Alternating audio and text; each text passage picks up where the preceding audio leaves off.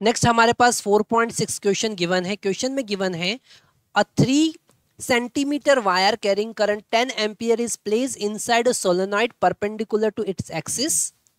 The magnetic field inside the solenoid is given to be 0.27 Tesla. What is the magnetic force on the wire?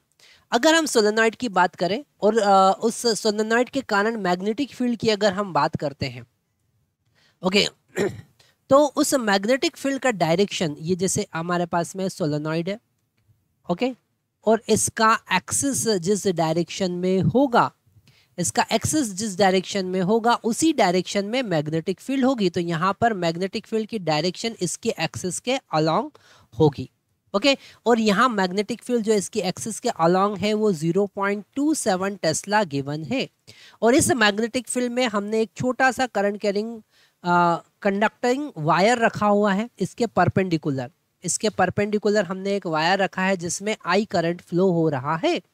तो यहाँ पर theta जो है that is the direction, that is the angle between current and the magnetic field, वो 90 degree हो जाएगा।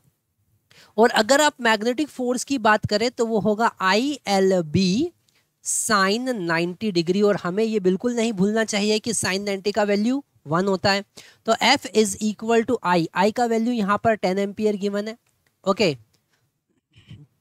L का value यहाँ पर 3 सेंटीमीटर मतलब 3 इंटू 10⁻⁻² मीटर हम पुट करेंगे। और B का वैल्यू यहाँ पर 0.27 टेस्ला गिवन है और साइन 90 यहाँ पर 1 हो जाएगा। बस इसे हमको सॉल्व करना है।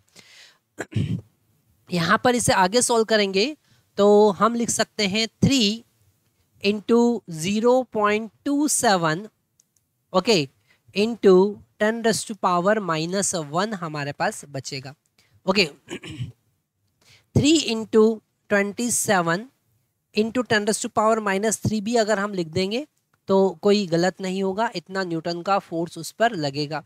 अब हमको 27 और 3 का मल्टीप्लाई करना होगा, ओके तो हम यहाँ पर F इज इक्वल टू लिखते हैं 3 7 जा यहाँ पर 21 होगा तो 1 लिखेंगे और 3 2 जा 6 तो ये हो जाएगा 81 ओके इंटू 10⁻⁻3 न्यूटन, ओके इसे हम 0.081 न्यूटन भी लिख सकते हैं।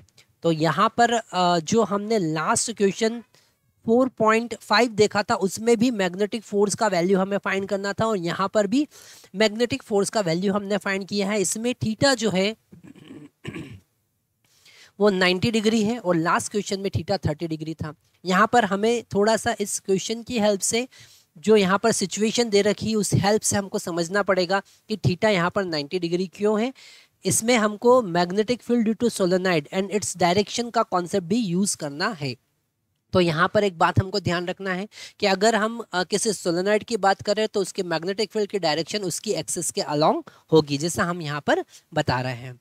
तो इस टाइप के क्वेश्चन में हमको डायरेक्शन को समझना बहुत ज़्यादा ज़रूरी है क्योंकि एंगल यहाँ पर गिवन नहीं था, हमें फाइंड करना पड़ा। Thank you very much.